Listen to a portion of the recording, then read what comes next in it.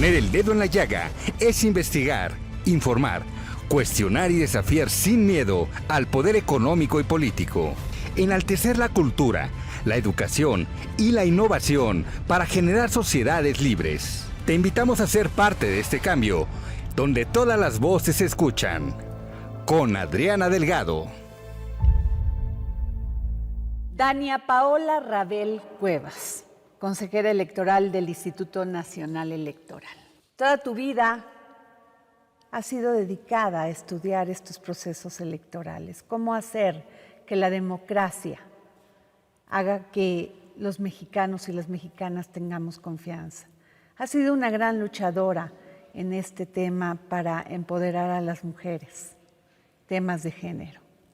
¿Cómo inicia este trayecto en tu vida profesional y en tu vida, por lo que veo también en esta defensa de los ciudadanos?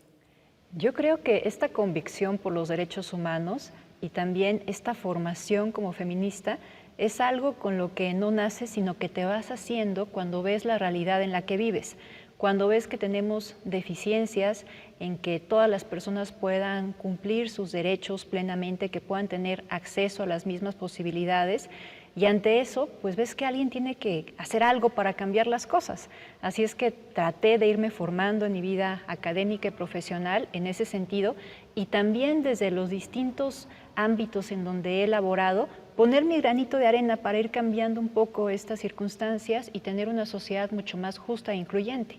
Dania, ¿crees que en esta lucha de las mujeres desde que tuvimos la oportunidad de votar, se ha logrado cambios reales que no sean no solamente acceder a posiciones y a posiciones de elección popular por cuotas? ¿Crees que ha sido benéfico para las mujeres, para el país?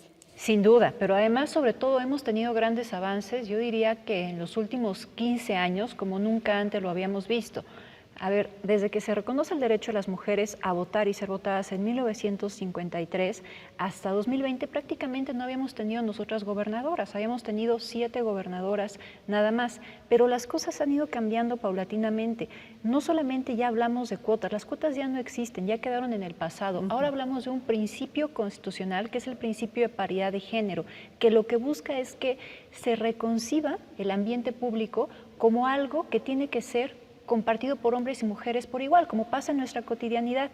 Y me parece que no podemos nosotros menospreciar el hecho de que logremos que más mujeres estén en puestos de decisión, que estén como gobernadoras, porque eso no solamente visibiliza la existencia de las mujeres, sino que empieza a cambiar ese chip en donde a lo mejor muchas niñas, muchas jóvenes pensaban que simplemente ellas no podían estar ahí, y empieza a generar ese referente de que también puede haber nuevas formas de liderazgo político, desde lo femenino, desde un ámbito distinto. Entonces yo creo que es muy importante, no solamente porque a lo mejor se ha comprobado por unas mujeres que cuando las mujeres llegan a los cargos públicos sí suelen atender agendas que van en pro de los derechos de otras mujeres, sino por simplemente ese hecho de visibilizar que están ahí y de que es posible, más allá de que es un tema de justicia, ¿no? Las mujeres deben de tener los mismos derechos que los hombres para estar absolutamente en todos los puestos de elección popular.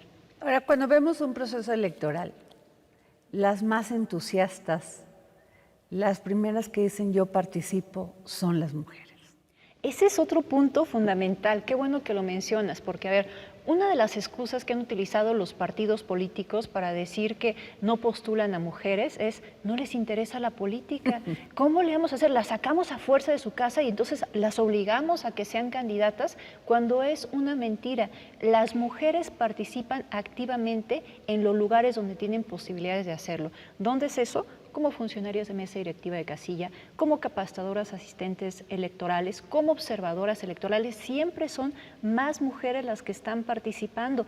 En la base de todos los partidos políticos es paradójico, pero hay más mujeres, pero en las cúpulas ya no vemos casi mujeres. ¿Qué porcentaje o qué proporción es de las mujeres que están en esta estructura del INE?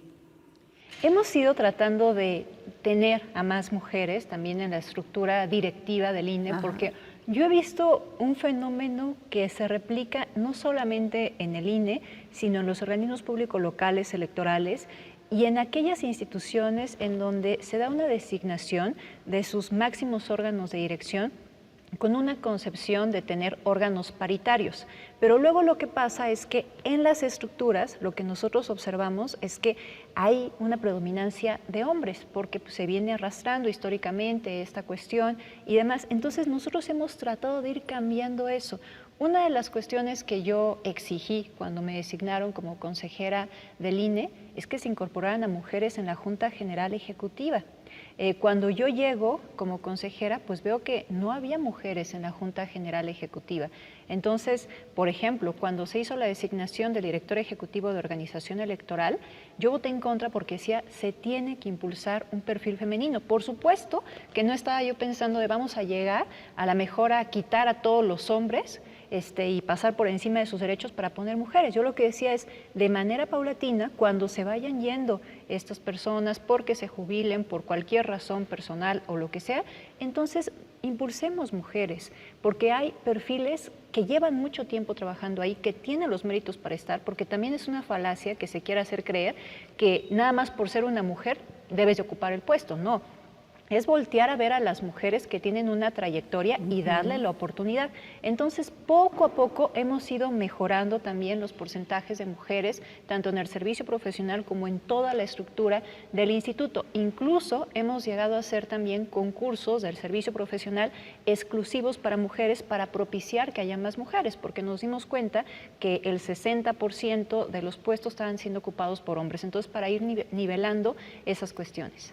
Está en juego la confianza ganada durante mucho tiempo en un proceso electoral, no solamente de alcaldías, de diputaciones, de gubernaturas, sino de la presidencia de la República.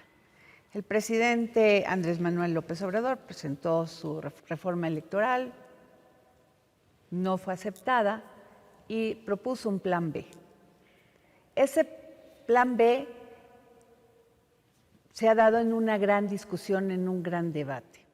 Y el punto más importante es si los consejeros ganan mucho dinero o no lo ganan. Que si la estructura del INE es enorme y hay que reducirla. ¿Tú qué nos puedes decir de este plan B que tiene a los ciudadanos en esa expectativa de saber si podemos confiar en un proceso electoral, si se llegase a aprobar?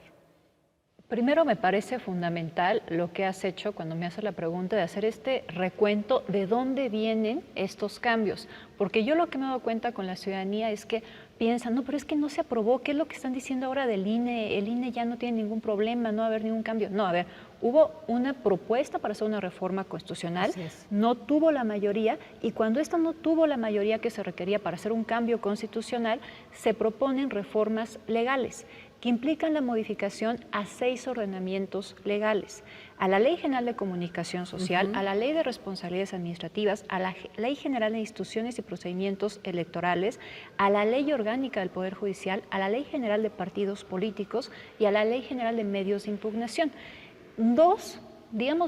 3, pero principalmente 2. Hay 3, pero por una cuestión que ahora explico. Las 2 legislaciones que más impacto tienen en la función del Instituto Nacional Electoral es la Ley General de Instituciones y Procedimientos Electorales, que conocemos como LEGIPE, y la Ley General de Partidos Políticos.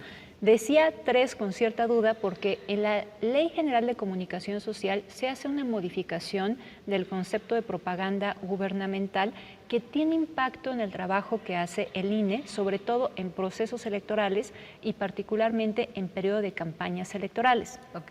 El artículo 41 constitucional, después de las elecciones de 2006, en donde se empezó a decir que el entonces presidente Vicente Fox, a través de sus expresiones, había tenido una injerencia indebida en el proceso electoral de 2006.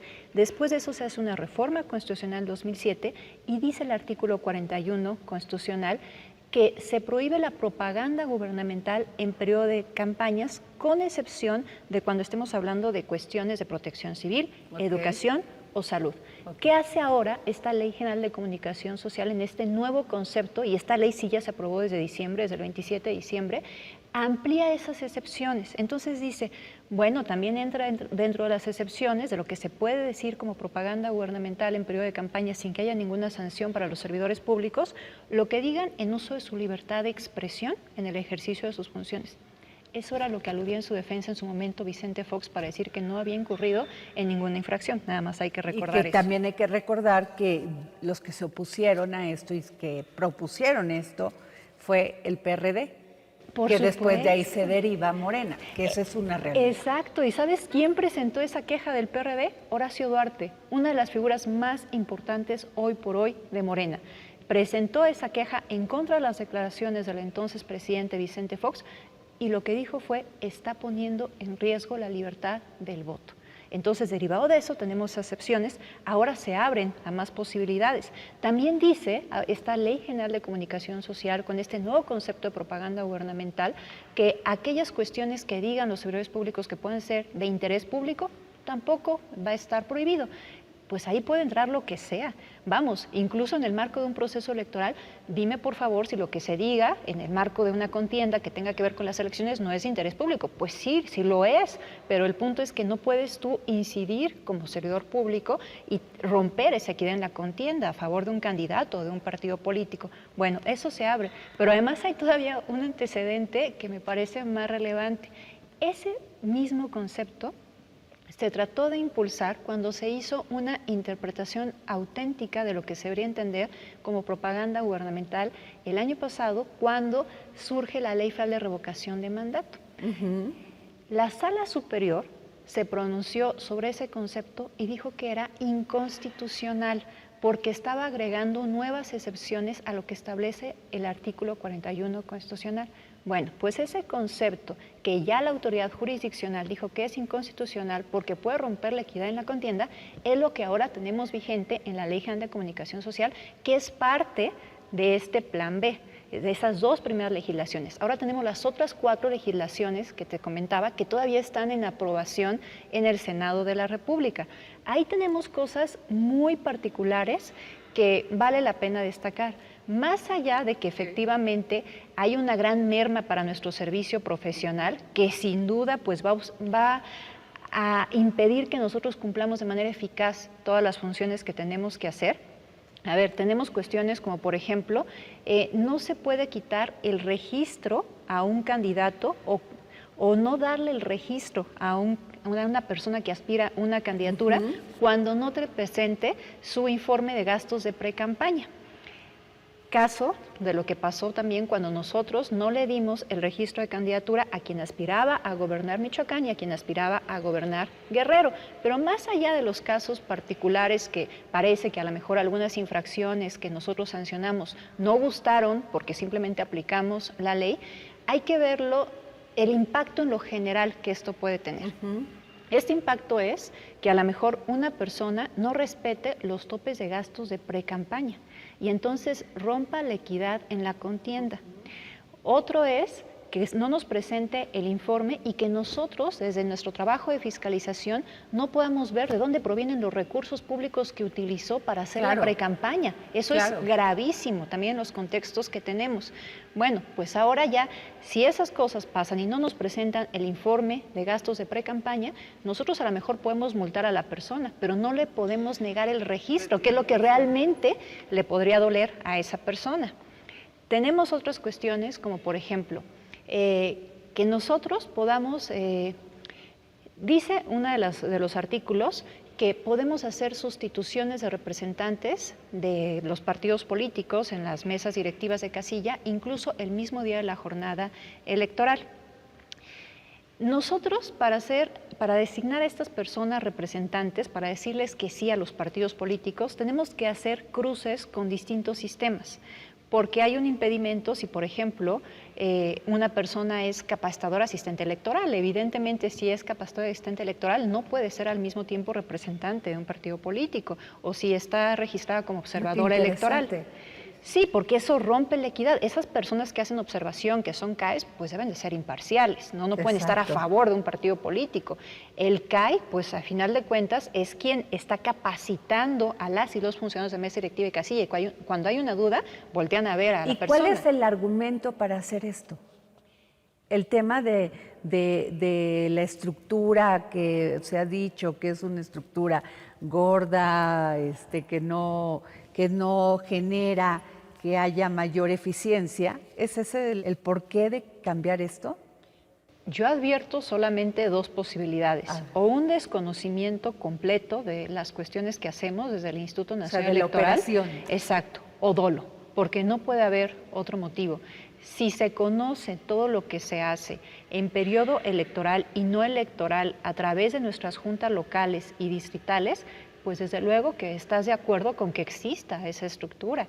Es que de verdad hay cosas tan puntuales y tan graves que a lo mejor no terminaríamos en un solo programa. A ver, en fiscalización, están supeditando la estructura de fiscalización a que nos den un presupuesto etiquetado para que nosotros podamos contratar a más personas en fiscalización.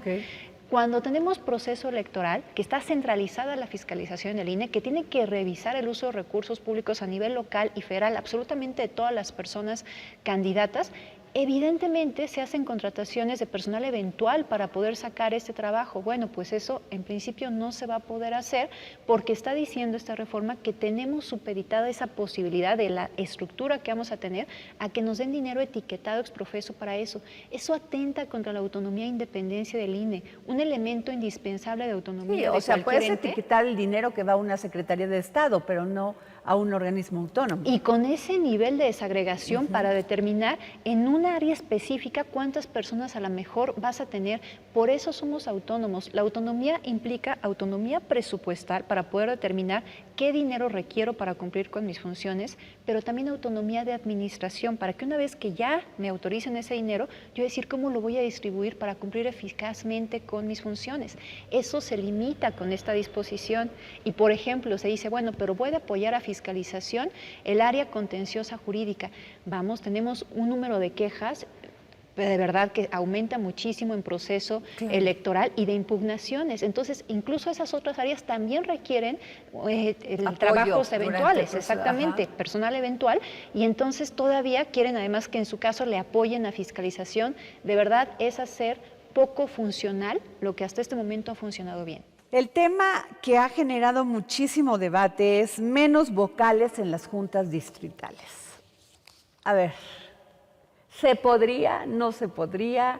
¿Por qué se están empeñando en que de 2 vocales quede 1, o de 3 quede 1 o 2? A ver, explícanos, Dani. En las juntas locales lo que quieren hacer es fusionar al vocal de capacitación con el vocal de organización.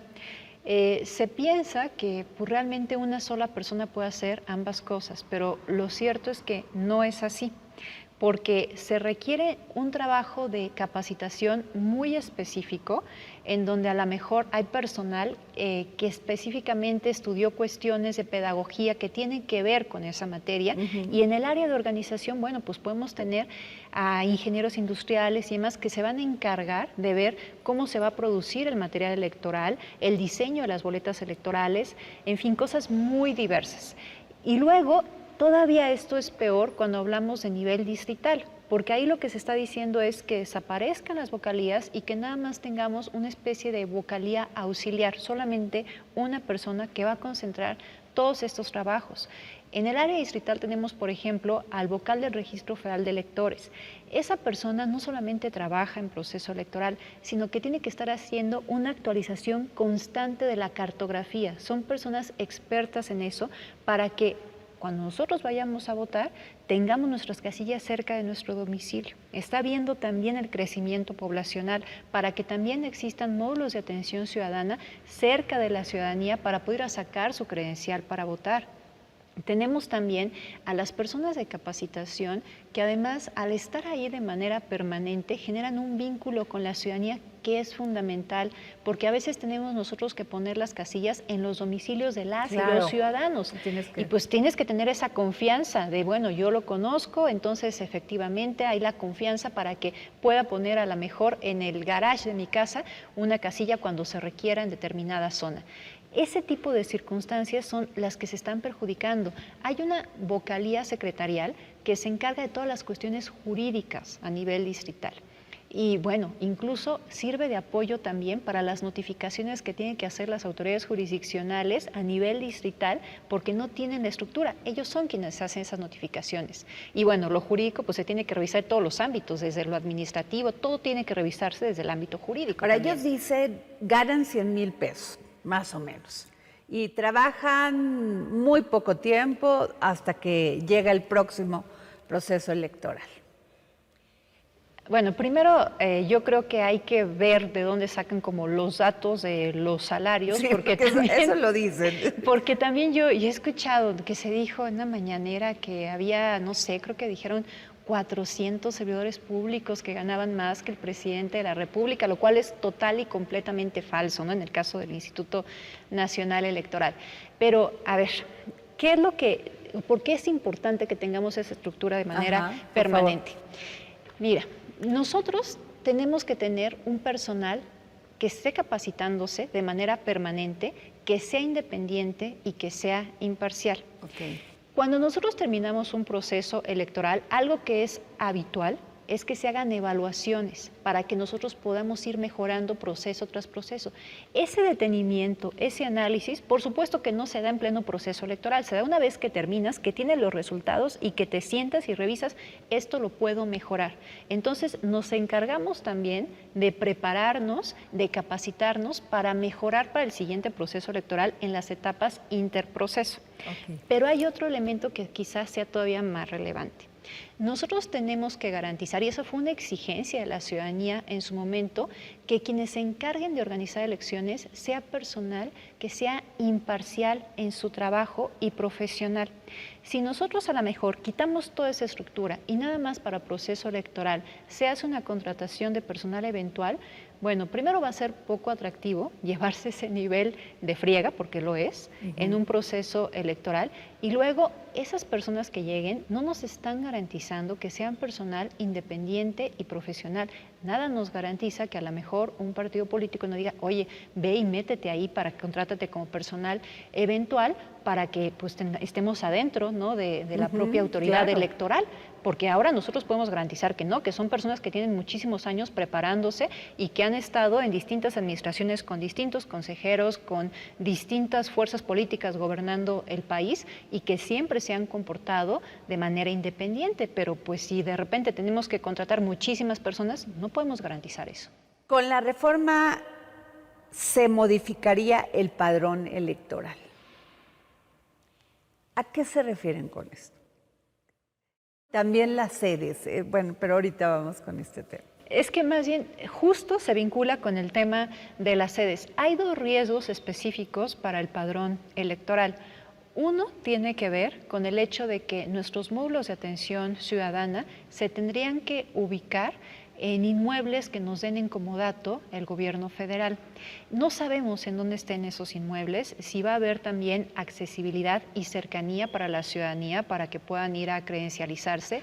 No sabemos qué condiciones de conectividad tienen y de seguridad tienen para mantener ahí pues el padrón electoral resguardado para dar el servicio. Entonces, esa es la vulneración que podría tenerse.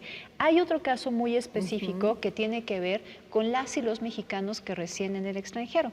Hay una parte de la reforma que dice que se tiene que validar la lista nominal de mexicanos y mexicanas residentes en el extranjero por la Secretaría de Relaciones Exteriores. Eso implica que tengamos un retroceso, que de nueva cuenta, algo que pues debe ser completamente ajeno al gobierno federal, pues haya ahí pues que alguien se meta ahí, ¿no? Que se ¿Intromisión? inmiscuya, sí, que se Ajá. inmiscuya en algo que no tiene por qué meterse, porque incluso aparte estamos hablando de datos personales de la ciudadanía y de un tema que tiene que ser completamente ajeno al gobierno federal. ¿Validar para qué? ¿En qué? Ellos dicen, los que propusieron este plan B, que es Morena, dice, estas sedes nos cuestan mucho dinero. Han dilapidado muchísimo dinero rentando estos lugares que son caros y que pueden tenerlos en una oficina de gobierno donde pueden tener todos los esquemas de seguridad que ellos solicitan. Fíjate, es que... ¿Se gasta tanto? A ver, es que esto es bien curioso porque a veces siento que estamos como en una discusión un tanto cíclica, Sí. en el sentido de que nosotros hemos dicho, a ver, vamos a ahorrar dinero desde el instituto, vamos a generar un fideicomiso para ir adquiriendo inmuebles que sean ya patrimonio del instituto y entonces podamos generar estos ahorros en rentas. Pero por otro lado dicen, no tengan fideicomisos inmobiliarios y no construyan ustedes por sí mismos y no compren. Entonces, pues parece un poco contradictorio, ¿no? Okay. Yo creo que si nosotros queremos terminar con estas rentas y ya generar un patrimonio para el instituto, que a final de cuentas va a ser un patrimonio para la nación, pues entonces se nos debe dejar adquirir los inmuebles. Dania, dicen, generalmente al cerrar en este tema de los cambios en los anuncios de los resultados electorales, dice, generalmente al cerrar las casillas de votación, los funcionarios cuentan los votos y llenan las actas. Para que los capacitadores asistentes electorales trasladen los paquetes para que se realice el conteo público y el programa de resultados electorales preliminares, los cómputos distritales comienzan el miércoles siguiente al día de la elección. Ellos quieren que sea al otro día. Yo creo que es muy desgastante para el personal que hagan eso. A ver, no es imposible realización, y eso también lo quiero reconocer, porque tenemos un antecedente en la Ciudad de México. En el caso de la Ciudad de México es la única entidad federativa en donde los cómputos se hacen el mismo día de la elección, pero sí creo que es sumamente desgastante para el personal.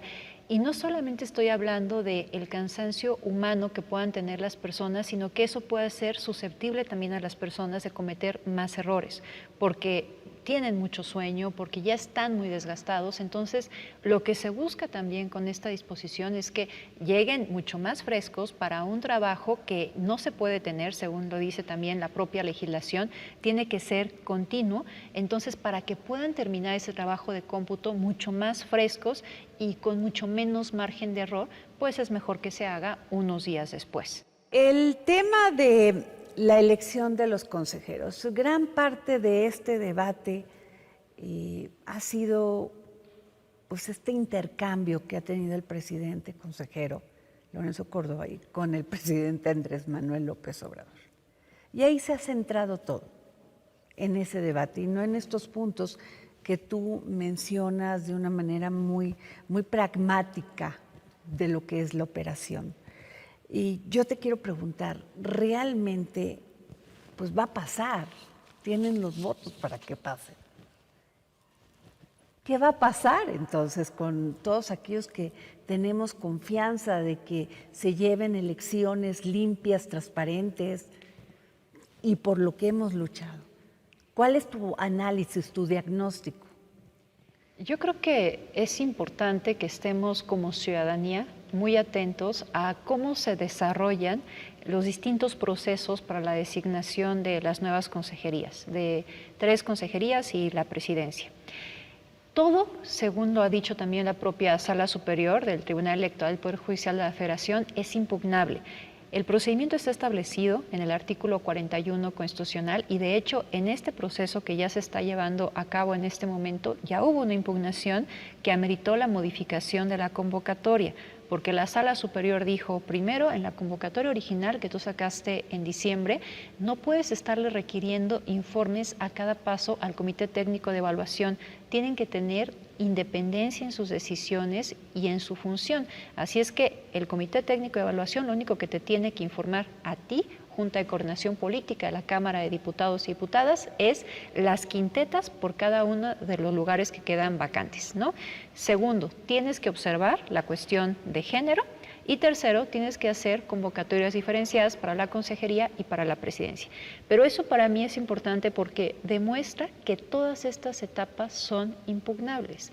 Entonces, si alguien piensa que a lo mejor no es correcta la integración del Comité Técnico de Evaluación, no es correcta, por ejemplo, hemos tenido también antecedentes de personas que dicen, para mí no fue correcto la evaluación curricular que me hizo el Comité Técnico de Evaluación, pide una revisión, van, impugnan y entonces se da la revisión porque la Sala Superior entra a pedir que se dé. Entonces, yo creo que hay que tener primero un cuidado y un seguimiento muy preciso de estos trabajos como ciudadanía, porque es un tema muy relevante, muy trascendente la designación de estas nuevas consejerías, sobre todo con miras a los nuevos procesos electorales, particularmente la elección presidencial de 2024. La otra cuestión que hay que recordar también a la gente es, nosotros decidimos de manera colegiada.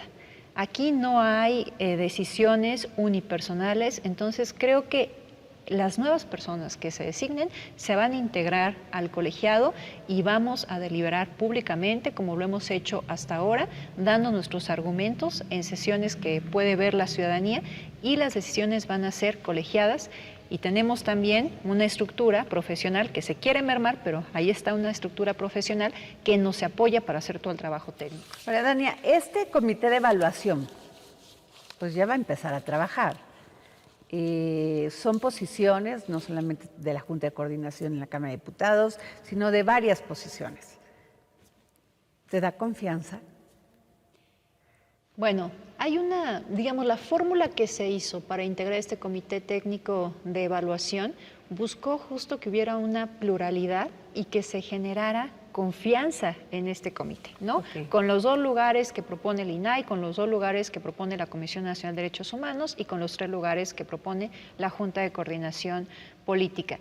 Hay requisitos para integrar este comité, que sean un perfil sólido, ampliamente reconocido, y que además no se haya tenido un cargo partidista o de elección popular en los últimos 4 años. Creo que esos son los primeros filtros. Si adicionalmente alguien considera que alguna de las personas no cumple con estas características, reitero, puede ser impugnable para que se revise.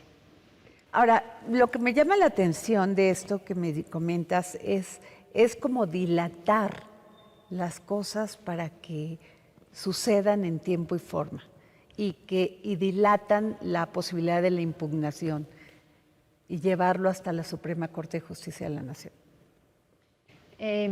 A ver, el procedimiento incluso hasta la insaculación en la Suprema Corte de Justicia de la Nación está previsto así tal cual en la Constitución. Lo que dice es, se van a tratar de impulsar acuerdos, eso lo dice expresamente la Constitución, a partir de las quintetas que proponga el Comité Técnico de Evaluación por cada lugar vacante. Si esto no se logra, se debe hacer una primera insaculación en la Cámara de Diputados y Diputadas. Si eso no pasa, entonces se va a una insaculación en la Suprema Corte de Justicia de la Nación. ¿Qué es lo que se está buscando ahí? La integración del órgano constitucionalmente autónomo encargado de hacer elecciones, porque no podemos quedarnos con 4 vacantes, incluyendo la presidencia, porque eso nos resta funcionalidad. Entonces, eso es lo que se busca en última instancia, que no haya ningún pretexto para que no se hagan estas designaciones, pero desde luego, hacer un sorteo no es el ideal, es nada más como una tómbola. Sí, es un caso extremo para que no se quede incompleto, ¿no? El máximo órgano de dirección del INE, que es el Consejo General. General. ¿Que lo van a llevar hasta allá?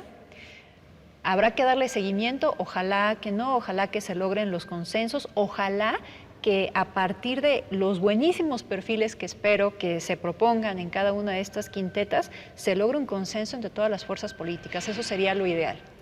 Sería lo ideal, pero bajo la circunstancia en la que estamos viviendo todo este debate entre el INE y el gobierno federal, pues se antoja complicado.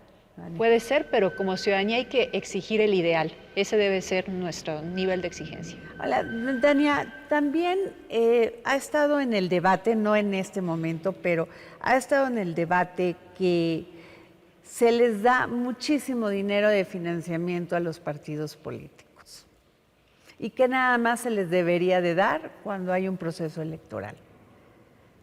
¿Por qué los partidos políticos no son capaces de ir a buscar su propio apoyo financiero y con ello, pues ir a buscar el voto popular? Hay que recordar por qué existe el financiamiento público y sobre todo por qué hay una obligación legal de que el financiamiento público sea preponderante. Lo que nosotros estamos buscando, lo que buscó en su momento el legislador, el constituyente cuando estableció esto, es que los partidos políticos no estuvieran cooptados por alguna fuerza que los estuviera financiando.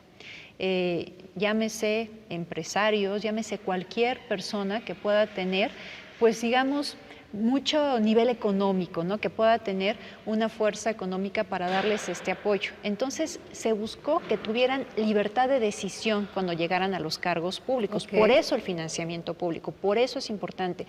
Si nosotros queremos cambiar esto y ir a la mejor un esquema más parecido a lo que ocurre en Estados Unidos, pues tenemos que sentarnos a debatirlo y ver cuáles son los pros y los contras, porque estamos viendo, por ejemplo, en el caso de Estados Unidos, que hay muchos congresistas que fueron financiados por la Asociación del Rifle y entonces, bueno, pues es bien difícil ahora que pues se quieran poner restricciones para la compra de armas, por ejemplo, ¿no? Porque evidentemente pues hay un apoyo a esta asociación que les dio también su respaldo económico para que ellos pudieran estar en esos puestos. Esos son los riesgos que nosotros corremos cuando a lo mejor decimos no financiamiento público, sí más financiamiento privado. Entonces, ahí nos tenemos que tener, pero esa es la razón de ser el financiamiento público. Ahora, ¿por qué se les da en todo tiempo y no nada más en periodo de campañas? Porque no deben de trabajar nada más en periodo de campañas. Nosotros no generamos ciudadanía nada más cuando hay proceso electoral y le decimos, ven ciudadano, ciudadana, ven a votar y ya cumpliste con tu trabajo. No, lo que queremos es un involucramiento constante de la gente, una rendición de cuentas, una exigencia de rendición de cuentas, que den seguimiento a los trabajos de los servidores públicos, de todo lo que ocurre en el sector público. Para que eso pase, los partidos políticos tienen que estar ahí de manera permanente y tener un financiamiento público permanente para poder tener una estructura y trabajar en eso, profesionalizarse en eso, en hacer política y en tener un contacto con la ciudadanía. Las experiencias no dicen que no lo hacen, Dania. Simplemente lo hemos visto en muchos esquemas de fiscalización que ha tenido el INE. Y si contamos, bueno, spot mal hechos, estructuras aquilosadas, donde ni siquiera respetan el tema de equidad de género, lo hemos hablado, y a la gente le queda esa sensación de que damos mucho dinero y recibimos poco, no son competitivos, los vemos en los resultados electorales, donde algunos logran sobrevivir por chiripa o porque están aliados con otros. Incongruencia en el esquema ideológico. A ver, entonces, si nosotros estamos de acuerdo con la primer premisa, ¿no?, que te daba de por qué deben de tener un financiamiento permanente y un financiamiento público, lo siguiente es atender esa deficiencia que tú bien estás observando. ¿Y cómo se hace eso? No solamente con exigencia ciudadana, sino con el involucramiento en los partidos políticos. Por ejemplo, se ha hablado mucho del desencanto de las personas jóvenes con la democracia, que más bien me parece que es con las personas que están como dirigentes y con los propios partidos políticos. ¿Cómo se cambia eso? Involucrándonos, metiéndonos también en esas estructuras de los partidos políticos, cambiándolos desde dentro. Si algo no están haciendo bien, si no me gusta la manera como hacen política, no lo voy a cambiar a lo mejor desde lejos, sino estando ahí y cambiando eso desde dentro. ¿Y se ha hecho, Dani? A ver, nosotros estamos siempre propiciando que haya un mayor involucramiento y seguimiento de los trabajos de los partidos políticos, pero eso debe ser algo que se interiorice como sociedad, como ciudadanía, de, a ver, si algo no me gusta, no voy a estar apático y dejarlo ser y a lo mejor ver de lejos y qué feo está eso, sino irme a meter y también yo desde ahí poner mi granito de arena para cambiar las cosas. En algún momento cuando me designaron como consejera del INE, yo les decía algo que para mí es de verdad una razón de vida. Yo también quería ser servidora pública para ser esa servidora pública que siempre he deseado tener en los lugares, para por lo menos desde ahí yo poner mi granito de arena. Y creo que eso tenemos que llevarlo a todos los ámbitos. Eso lo entiendo perfecto. Y esto también que causa una terrible desconfianza en la ciudadanía es esta creación de los nuevos partidos que ni siquiera logran sostener su registro y que les pagamos 400 millones por participar y por estar en un proceso electoral. Es dinero, pues muchas veces no lo decimos, es dinero tirado a la basura, que no genera ningún cambio. Los nuevos partidos políticos, para que se puedan crear, tienen que cumplir con ciertas previsiones legales que a grosso modo y de manera muy llano implica que demuestren que tienen apoyo ciudadano, ¿no?, para existir. Entonces tienen que hacer asambleas estatales, asambleas distritales, además llevar a las personas que pasen lista, etcétera, ¿no? Y una vez que nos demuestran esto, entonces pueden constituirse como nuevos partidos políticos. El punto es, ¿cuál sería la solución para esto que tú me estás advirtiendo? No dejar que existan nuevos partidos políticos y terminar con una posible pluralidad, o dejarlos que existan, pero en su caso a lo mejor subir las restricciones que hay, para los requisitos que hay para que puedan constituirse, porque ya son bastante altos. Entonces, yo creo que no es una decisión sencilla. Entiendo esa percepción que se puede llegar a dar en donde un partido político después de una elección pues resulta que luego pierde su registro, pero ese grupo de personas logró demostrar a la autoridad, conforme a la legislación, que tiene un apoyo ciudadano y por lo tanto esas personas que están detrás, que apoyaron a esa organización política, pues también merecen el reconocimiento de su derecho para que se puedan constituir como partidos políticos. Tú eres una mujer que ha estudiado muchísimo estos temas, eres una profesional. ¿Te parece que hemos alcanzado una real democracia en este país? Me parece que tenemos que seguir trabajando. Para mí, la democracia no es algo que decimos, ya llegamos a nuestra cúspide, bueno, pues ya podemos irnos a descansar tranquilos. Es algo en lo que se tiene que trabajar de manera constante. Además, la democracia es dinámica. Cuando la democracia se concibió, hay que reconocer que era sumamente discriminatoria, que excluía a casi todas las personas. Únicamente podían ser ciudadanos hombres, propietarios, heterosexuales, y después hemos ido avanzando. Cuando la democracia se concibió, era impensable que las mujeres pudieran tener derechos políticos. Entonces, para mí, ese elemento demuestra cómo la democracia siempre tiene que ser dinámica y tiene que irse acompañando, sobre todo, de un pleno reconocimiento y garantía de los derechos humanos.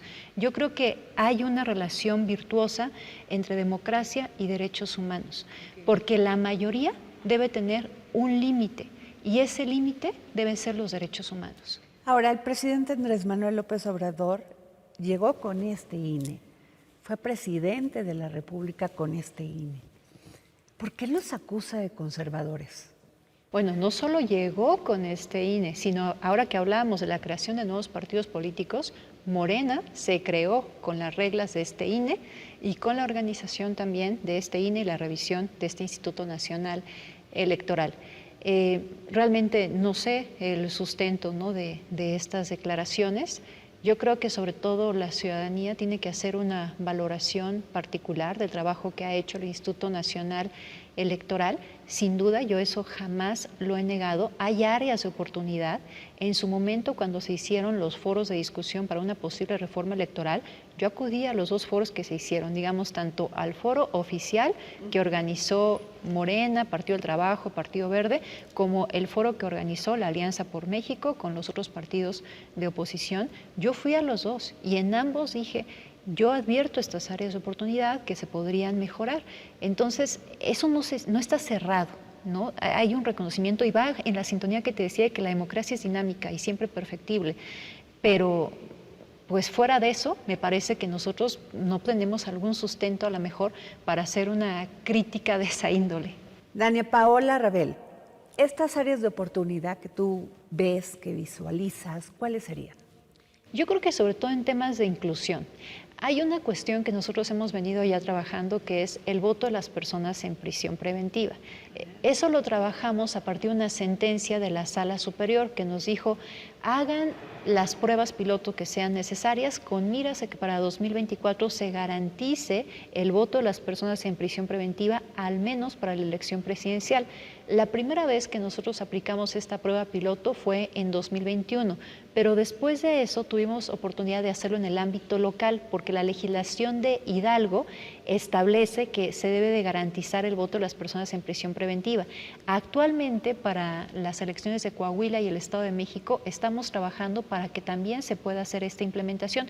Reconozco algo, por ejemplo, de esta reforma, que ya está estableciendo dentro de la legislación de la Ley General de Instituciones y Procedimientos Electorales el reconocimiento de las personas en prisión preventiva para votar, pero aquí hay que decir, eso surgió de las interpretaciones de la autoridad jurisdiccional y del trabajo del propio Instituto Nacional Electoral, que ahora ya está llevando a esta legislación. Otra de las cuestiones tiene que ver con el voto anticipado de las personas que a lo mejor no pudieron acudir a los centros de votación, no pudieron acudir a los módulos de atención ciudadana para sacar su credencial para votar, que puedan también votar desde su domicilio. Es algo que también está más o menos retomando también ahí ya esta legislación. Esas son las áreas de oportunidad muy particulares que yo advertí que se pueden hacer adecuaciones para mejora. ¿Qué piensas del voto electrónico? Es algo en donde nosotros hemos ido trabajando de manera paulatina, como tiene que ser en un contexto como el mexicano, en donde hay una gran desconfianza. Nuestras reglas se crearon con base en la desconfianza. Entonces, hemos ido trabajando poco a poco. Yo creo que es un tema que nosotros podemos potencializar. Algo que a veces no me ha gustado, y es lo que he dicho yo públicamente, tiene que ver con esta falacia de que a lo mejor vamos a reducir muchos costos con el voto electrónico. Específicamente estamos hablando a través de urnas electrónicas, porque el voto electrónico es voto por internet o urna electrónica. En urnas electrónicas es lo que hemos trabajado en territorio nacional, porque el voto por internet ya desde hace varias elecciones se garantiza para las y los mexicanos residentes en el extranjero, pero las urnas electrónicas pueden llegar a ser costosas también. Su resguardo, su actualización, su creación, su confección, ¿no? Entonces, el hecho que se piense que se va a reducir muchísimo los costos utilizando urnas electrónicas, eso no puede estar tan apegado a la realidad, pero sí tiene varias ventajas. Sobre todo, por ejemplo, aliviamos mucho el trabajo que tienen que hacer las y los funcionarios de mesa directiva de casilla, porque entonces ahí ya te sale el cómputo y también eliminamos o podemos nosotros bajar mucho los márgenes de error, porque en lugar de que alguien esté haciendo la sumatoria de manera manual, pues lo va a hacer la propia máquina, ¿no? Entonces ahí van a salir los resultados muy rápidamente.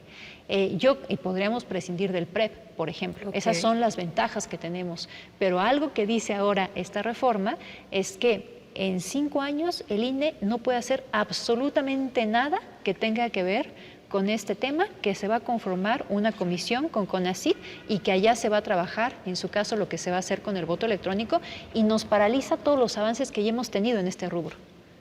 Dania Paola Rabel Cuevas, consejera electoral del Instituto Nacional Electoral. ¿Qué esperas? ¿Cómo quieres ver el INE en el 2024? Quiero ver el INE fortalecido, quiero ver el INE con confianza ciudadana.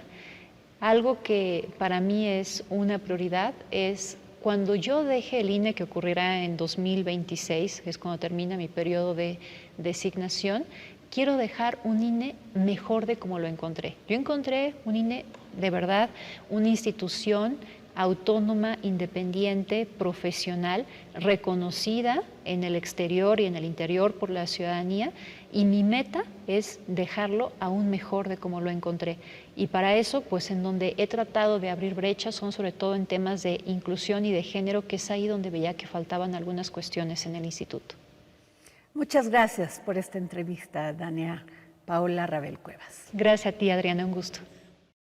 El próximo jueves, en El Dedo en la Llaga. Sin embargo, a veces a mayor empoderamiento, por decirlo así, de estas mujeres, mayor feminicidios. No gusta todavía que las mujeres tengan una voz, se rebelen y digan yo puedo. Ahí están las cifras. Ahí están las cifras también de que todavía no se han alcanzado esta equidad de género en empresas. Ahí están las cifras de mujeres que dicen no puedo, tengo que mantener a mis hijos, tengo que quedarme en casa a cuidarlos, no puedo ir a trabajar. ¿Qué les dices tú a esas mujeres? Mira, te voy a decir, yo no es que no me guste el empoderamiento, lo que no me gusta es que nadie te ha quitado el poder. O sea, es una mala concepción de la mujer que cree que alguien se lo quitó. O sea, cuando nace un niño y una niña, el poder ahí está, en la niña y en el niño. El problema es la educación y la cultura. Yo represento a las mujeres ante el G20 en las dos iniciativas. Cuando yo hablo con las mujeres de diferentes países miembros del G20, la inequidad está en el mundo entero, en diferentes niveles. En niveles más altos, más bajos. El problema para mí de la inequidad es la educación y la cultura. Nace una niña aquí, y no te digo que en todos los casos, pero nace una niña aquí y le compras un juego de té, un delantal, una Barbie, un traje de princesa. Hijo, ojalá y el rey venga un día por ti y te lleva a su castillo. Y nace el niño y le compras un traje de astronauta, un Lego, una espada, un traje de robot y una corona del rey. Si no haces nada en tu vida, ¿cómo se van a desarrollar estos dos seres humanos?